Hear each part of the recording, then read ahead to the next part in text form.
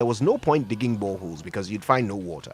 The people of this village had been forced to drink water from a dirty stream 10 miles away, the same stream from which their goats and sheep drank. The food the women cooked contained all manner of bacteria, and the children were getting all sorts of diseases.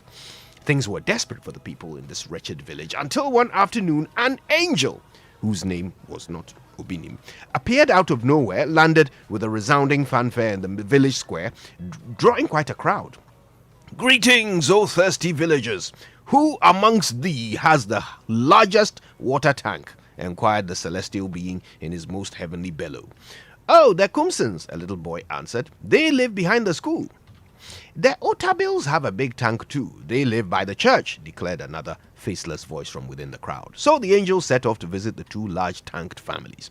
First, he went to the Kumsons, where he took one look at their Rambo 700 poly tank, said a little prayer, and suddenly the tank was filled to the brim with good, pure, clean, fresh, even slightly chilled water.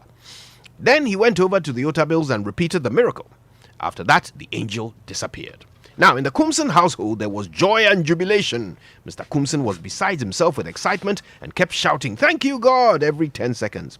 Mrs. Kumson asked her husband, should we call the villagers to come with their buckets? It was like a nuclear explosion had been set off in Mr. Kumson's chest. "Hey, Mansa, have you lost your darned mind? Look, let me make this clear to you. You have a simple choice here. You call the villagers to come here for water and you can live with them." Naturally, Mrs. Kumson got the message and spoke no more of her great plans of liquid charity. In the Otabil household, there was joy and jubilation. They had never seen so much water in their lives. With unbridled glee, they both hit the streets, shouting at the top of their voices, "We have water! Come and fill your buckets!"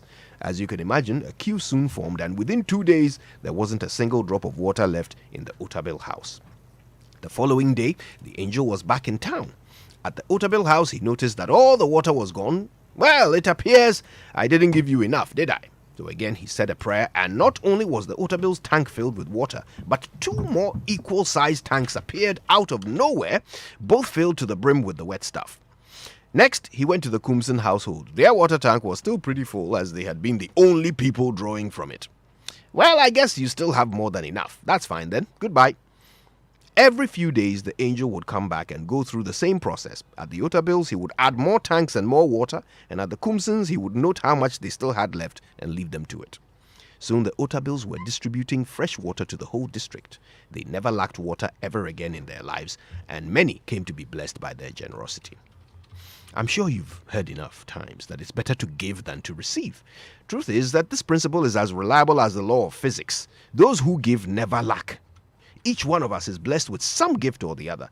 For some it's money, for others it's knowledge, some the love, and some have love, some have the gift of laughter, others the gift of song, the gift of, whatever it is. We all have something. Some people, in spite of their considerable gift, never quite amount to much in life until they start to share it. Have you heard of Susan Boyle? Yeah, she used to sing in her bathroom. But as soon as she sang on a TV show, she became a millionaire overnight. Whatever God gives you, He means for you to share it. And the more you give of your gift, the more of the gift God will give to you. It's as simple as that. My name is Kojo Yankson, and what's mine is yours. Help yourself, because there's more coming. Good morning, Ghana.